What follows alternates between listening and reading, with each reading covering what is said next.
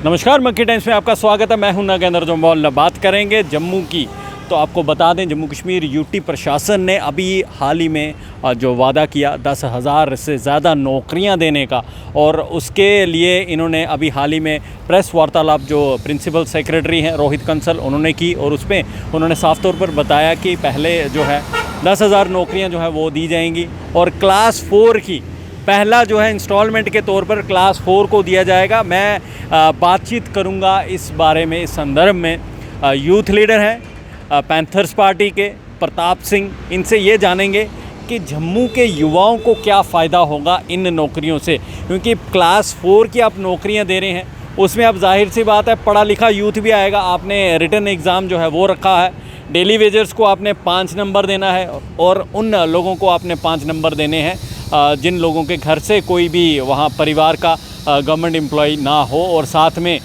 वो लोग जो विडो हैं, डिवोर्स हैं, इन लोगों को जो है ये फ़ायदा आपने वेटेज तो देनी है, अच्छी बात है, लेकिन डेली वेजर्स के लिए इस कदर से जो आपने ये सोचा, और जम्मू के युवा जो पिछले काफ़ी देर से अपने आप को ठगा ठगा महसूस करते थे, लेकिन जिस तरह से ये नौकरियाँ आप दे रहे हैं, क्या इससे ये ठगबाजी जो है ख़त्म होगी? प्रताप जी, पहले तो आपका स्वागत है। धन्यवाद जी। नागेंद्र जी, जिस तरह से आपने पहले भी मैं देख रहा था, आप जब रात को बुलेटिन पढ़ते उसमें भी आपने इसको तफ्तीश से लोगों को समझाया कि ये किस तरह से पैकेज था। लेकिन आपत्ति हमें इस पैकेज से नहीं है, हमें आपत्ति है जो इन्होंने उसमें कंडीशंस नॉर्म्स बताए, इसको इन्होंने ये क्लियर नहीं किया कि SR 202 का इसमें क्या रोल होगा या नहीं होगा, कोई क्लैरिफिकेशन नहीं है। दूसरी तरफ 10,000 की नौकरी में और हज़ारों की तादाद में डेली वेजेस हैं, क्या वो इसमें एब्जॉर्ब हो पाएंगे? और लाखों की तादाद में हमारे अनएम्प्लॉयड यूथ है। अब अगर मुझे लगता है अगर ये सरकार सिर्फ कॉलेजेस का, जम्मू कश्मीर के कॉलेजेस का डाटा ही लेती, जिसमें ये देखती कितने लोग हर साल ग्रेजुएट होते हैं, कितने लोग 10वीं की परीक्षा पास करते हैं साल में, और कितने लोग 12वीं की करते हैं, मुझे लगता है इनके पास इतनी कैलकुलेशन करने के बाद इन्हें खुद में लगता है कि ये 10,000 नौकरी, जो मुझे लगता है ऊँट के मुंह में जीरा वाली बात है। और ये जो दूसरी तरफ इन्होंने कहा है उसमें जिनके घर से कोई भी एम्प्लॉय नहीं होगा उनको भी इसमें किसी न तरह की रिजर्वेशन दी जाएगी। फिर इन्होंने कहा कि जो विडो वगैरह उसमें भी रिजर्वेशन दी जाएगी।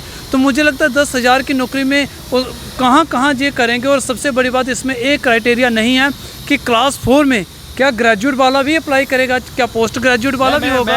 प्रताप जी, मैं यही चीज़ जानना चाहता था कि अब PhD होल्डर जो होगा, जिसे नौकरी नहीं मिल रही, दर दर की ठोकर खा रहा है, ख़ासतौर पर जम्मू का युवा है, वो अब जाहिर सी बात है वो एम्प्लॉयमेंट के लिए तो वो तो भरेगा ही फॉर्म। वही तो दिक्कत है। हमें आपत्ति बस इस बात की है कि आपने ये पॉलिसी अगर 10,000 नौकरी निकाली तो इसका क्राइटेरिया क्या है? अब जो पोस्ट ग्रेजुएट है, मैं तभी कहा कि हर कॉलेजेस और यूनिवर्सिटी का डाटा जीरा खिलाना था तो उससे पहले कोल्ड ड्रिंक या कोई ऐसी चीज़ पिला देते जिससे वो कड़वाहट। देखिए, वो मोदी सरकार ने कोल्ड ड्रिंक क्या, उन्होंने एक सुनहरा सपना दिखाया कि सालाना 2 करोड़ नौकरियां देंगे, लेकिन वो नौकरियां आज की डेट में शायद मोदी के PMO ऑफिस में तक ही सीमित रह चुके हैं, वो बाहर तो हैं ही नहीं। तो मुझे लगता है ये एक बार फिर जम्मू के नहीं बल्कि मैं ये कहूँगा जम्मू व कश्मीर के युवाओं को इन्होंने ठगा है, उन्हें बेवकूफ़ बनाने की एक नई पहल की है, ताकि कोविड-19 के दौरान इनकी जो खामियां थे वो बिल्कुल सामने आ गई हैं। जो इन्होंने पैकेज दिया था, PM पैकेज, वो खोखला साबित हुआ। उसमें भी युवा, किसान और छोटे उद्योग वाले सारे इनसे नाराज़ थे। उन्होंने युवाओं को कहीं ना कहीं ठगने के लिए इस तरह का एक जुमला दिया। तो मुझे लगता है जुमलाबाजी, इससे ज़्यादा और कुछ भी नहीं है। बिल्कुल जुमलाबाजी है, जिस तरह से प्रताप सिंह ने कहा, और ये भी कहा कि इन्हें जो था क्लेरिफिकेशन जो है वो रखनी चाहिए थी। अगर आप क्लास 4 की नौकरियां दे रहे हैं तो उस पर क्लास 4 का ही हक होना चाहिए, उस पर फिर पढ़ा लिखा जो युवा है वो ना ही आए तो ज़्यादा बेहतर है। अगर डेली वेजेस की बात की जाए, इतने सालों से वो लगे हुए हैं, इन्हें नहीं लगता था कि उन्हें ही पहले दिया जाए नौकरी में? देखिए, हम तो लिए एग्ज़ाम और 5 नंबर सिर्फ। देखिए, हम तो पहले भी कह रहे थे जो डेली वेजर आप इनकी अब्जॉर्प्शन की पॉलिसी बनाइए ताकि आहिस्ता आहिस्ता कीजिए। लेकिन बड़े सारे लोग ऐसे हैं जो तो मुझे लगता है पक्के होने से पहले ही रिटायरमेंट के कगार पे पहुंच चुके हैं। ऐसे लोगों के बारे में सरकार ने नहीं सोचा। दूसरी तरफ से 10,000 की नौकरी, अब डेली वेजर का डाटा निकालें तो मुझे लगता है डेली वेजर इनके लाख के करीब डेली वेजर होगा। और पिछले दिनों आप देख लें, इंफॉर्मेशन डिपार्टमेंट में कुछ जो कॉन्ट्रैक्ट बेस पे जो इनके डेली वेजेस तौर पे लगे हुए थे उनको उन्होंने टर्मिनेट कर दिया। हेल्थ डिपार्टमेंट में भी आपने भी उसकी रेगुलर खबर चलाई है। हेल्थ डिपार्टमेंट कोविड के दौरान आपने उनको भी बाहर निकाल दिया। तो इस तरह के कितने लोगों को आप एक तरफ से बाहर का रास्ता दिखा रहे हैं। जीएसटी से आपकी बेरोजगारी बढ़ी, छोटे उद्योग बिल्कुल एवॉलिश हो गए, आपकी नोटबंदी से कई रोजगार बिल्कुल ख़त्म हो गए। आज कोविड की महामारी में भी जो छोटा उद्योग था, जहाँ रेडी फड़ी लाने वाला, आज वो भी बिल्कुल ऐसे घर में बैठा हुआ, और आपने उसको एक लॉलीपॉप दे दिया, भाई आपको हम मदद दे रहे हैं, आपको हम कर्ज दे रहे हैं। तो मुझे लगा एक तरफ आप कर्ज का बोझ बढ़ा रहे हैं, दूसरी तरफ आप ये जो एम्प्लॉयमेंट निकाल रहे हैं, आप फॉर्म भराएंगे, जो अनएम्प्लॉयड यूथ है वो पहले फॉर्म खरीदेगा, उसको भी आपने खरीदना है। फिर अगर वो ऑनलाइन बढ़ेगा तो भी उसने साइबर कैफे वाले को पैसे देने हैं। फिर आपने एक ड्राफ्ट आपने क्लियर नहीं किया कि उसमें ड्राफ्ट लेना या नहीं लेना है। अगर ड्राफ्ट आप लेंगे वो भी वो अनएम्प्लॉयड यूथ देगा। तो मुझे बताइए, आपने सिर्फ पैसा ही इकट्ठा करना था, लेना ही लेना तो इस तरह की पॉलिसी ना बनाया करे। तो जिस तरह से मुझे लगता है ये सरकार झूठे वादे करती है, इससे जले हुए पे नमक छिड़कने की बात ये सरकार कर रही है। आप जी, मैं आपसे ये जानना चाहूँगा कि जिस तरह से जो ये लॉकडाउन चल रहा है, इन्होंने 3 व्हीलर वाले जो हैं, इनके लिए इन्होंने 3 व्हीलर चलाने का तो मौका दे दिया, लेकिन अगर देखा जाए तो हालत अभी भी सुधरी नहीं है, क्योंकि ग्राहक उन्हें मिल नहीं रहा। और अगर मिनी बसेस वालों की बात की जाए, ये लोग भी अभी जो हैं वो तरस रहे हैं कि सरकार हमारे लिए भी कुछ सोचे। युवा परेशान, लॉकडाउन, कोविड-19, इनकी वजह से और परेशानियाँ जो हैं ये बढ़ गई हैं। यहाँ प्रशासन में ये हो नहीं रहा उनसे, प्रशासन से, कि इस तरह से हम ग्राउंड रिपोर्ट जो है वो तैयार करें, और ग्राउंड में जो लोग जो ये अभी भी मजबूर हैं, कई लोग ऐसे हैं जिन्हें मदद जो है वो नहीं मिल पा रही, उनके लिए क्या किया जाए?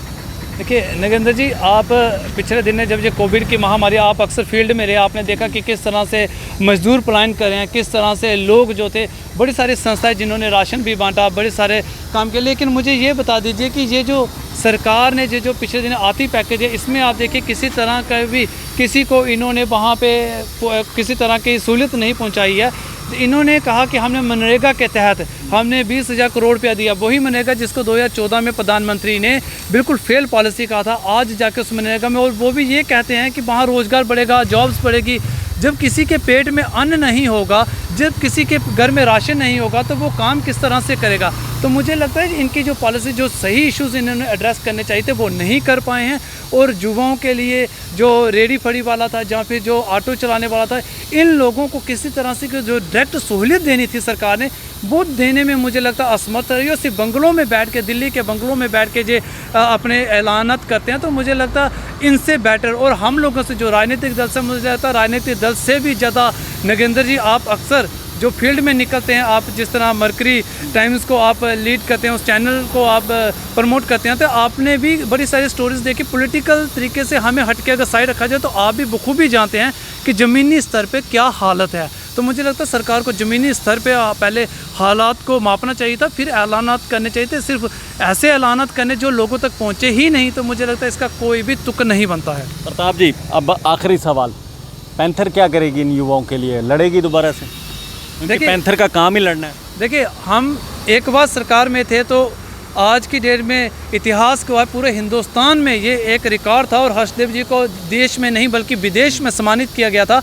इन्होंने अपने 2.5 साल के टेन्योर में 40,000 के करीब नई नौकरियां निकाली, और वो भी इस तरह से ट्रांसपेरेंट तरीके से कि आर्डर जो अप्लाई करता था, उसके जो उसमें एलिजिबल होता उसके घर में पहुंचा, और एक भी नौकरी को आज तक प्रश्न चिन्ह नहीं उठा। और बाकी ऐसी कई सारी चीज़ें हैं, चाहे जम्मू के लिए बोलने की बात हो, हम हमेशा बोलते रहे हैं, और इस मुद्दे पे भी हम पहले दिन से इस चीज़ का हम विरोध कर रहे हैं कि अगर हम पॉलिसी के खिलाफ नहीं, आप बनाइए, नौकरियाँ दीजिए। हम सिर्फ ये कह रहे हैं कि अगर आपने नौकरियाँ देनी है तो लोगों तक पहुँचनी चाहिए, और इस हालात में सिर्फ चुनावी रंग ना दीजिए, बल्कि इसको ज़मीनी स्तर पे युवाओं को एड्रेस कीजिए। और आपके पास डाटा है, आपने एम्प्लॉयमेंट में रजिस्टर किया, अनएम्प्लॉयड जो स्टूडेंट्स जो होता है वो अपने आप को रजिस्टर कराता है, आपके पास डाटा है, कम से कम आप उनके किसी तरह के कंपल्शन तो करते। आपने फॉर्म ले 4G नहीं दिया। 4G देखिए, 4G तो आजकल बिल्कुल 4G की डिमांड आप भी काफ़ी देर लंबे, देखो 4G तो मुझे लगता है इस तरह से आपकी पार्टी ने तो 4G के लिए तो 4G देवता को भी याद कर लिया था। देखिए 4G हम उस सरकार से 33 करोड़ देवता थे, आपने 1 प्लस कर दिए।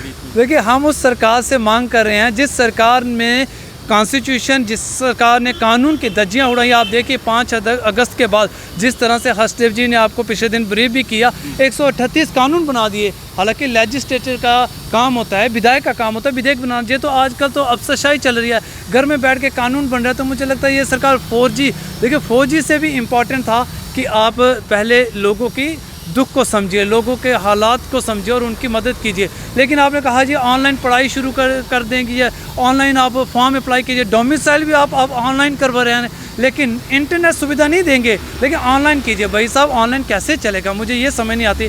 तो वही बात आगे क्या कहने का मतलब, लोग दुखी हैं? लोग दुखी है, बल्कि हम लोग जब से ये आए हैं तब दुखी हैं। देखिए जिस दिन से मोदी सरकार आई है ना, हम कांग्रेस के पक्ष में नहीं है, लेकिन फिर प्रताप जी एक सवाल उठता ना, 2014 में आई, फिर लोग इतने दुखी हुए कि इनको दोबारा से ले आए। ये दुख था उनका यहाँ? देखिए पहली बात, मोदी सरकार सबसे बड़ा जो था कि हम राम मंदिर का झूठा इन्होंने एक प्रोपोगंडा चलाया। फैसला कानून की तरफ से सुप्रीम कोर्ट से आया, ठीक है, हमने भी कहा ठीक है कोई सरकार नहीं, ठीक है कानून ने शायद सुप्रीम कोर्ट डिले चल रहा था, इन्होंने श्रेय ले लिया, हमने कहा ठीक है जी वो 370 भी हटा दिया, 370 हटा दिया। 370 हटाने के बाद उस रियासत में आप कुछ भी हक में है ना इसके? 370 हटाने के हक में पैंथर्स पार्टी पहले से भी थी, जम्मू के लोग भी थे, लेकिन इस तरह हक में नहीं थे कि आप हमारी। प्रताप जी अब एक चीज़ देखें ना, 370 हटा, अब जाहिर सी बात है उसके बाद कोविड-19 आ गया। अब अगर ये नहीं लगाते इस पर रोक, तो फिर जाहिर सी बात है हम और आप भी हो सकता। फिर कोविड-19 ने ये तो नहीं कहा कि आप डोमिसाइल इस तरह से लाइए कि जम्मू के लोगों के हक और हकूक़ आप छीन लीजिए, जम्मू के लोगों की आइडेंटिटी ले लीजिए। क्या हो गया डोमिसाइल? देखिए नॉर्थ ईस्ट में जाइए, वहाँ पे आप देखिए क्या इस तरह से है। देखिए जम्मू कश्मीर में जो जहाँ पे किसी तरह के सरकारी नौकरी करेगा, आप उसके स्टे को भी जहाँ पे अधिकारी मानेंगे वो भी 15 साल के बाद करेगा, और 7 साल के अंदर जहाँ पे 10वीं और 12वीं कर लेगा, आप उसको भी जहाँ का बाशिंदा मानेंगे। लेकिन उसमें आपने ये कहीं भी मेंशन नहीं किया कि जो बाहर का नागरिक जहाँ का बाशिंदा बनेगा, क्या उसकी बाहर की नागरिकता खत्म होगी? पहले आपकी पार्टी बोलती थी कि डोमिसाइल लाओ, अब आ गया तो अब बीच में आपने दिक्कतें निकाल दी कि वैसे डोमिसाइल बड़े सारे राज्यों में है। डोमिसाइल हम कह रहे हैं डोमिसाइल लाया, लेकिन डोमिसाइल में ये तो नहीं कहते हैं कि अमेंडमेंट करो भी। देखिए उसमें अमेंडमेंट करना जरूरी है, मैं कह रहा हूँ उसमें सरकार है नहीं इस समय यहाँ पे, तो देखिए आज की डेट में भी तो ये सरकार क्या अफसरशाही है, दिल्ली से ही कानून बन रहे हैं ना, जो कानून एक लेजिस्लेचर ने बनाया। सरकार आपको पता है वो तो करेगा नहीं, करेगा क्यों नहीं? अगर यही वो डॉक्टर जितेंद्र सिंह जी जिनके ट्वीट आए दिनों बदलते रहते थे, तो मुझे लगता है ये भी जनता का रोष है, इनको बदलना पड़ेगा।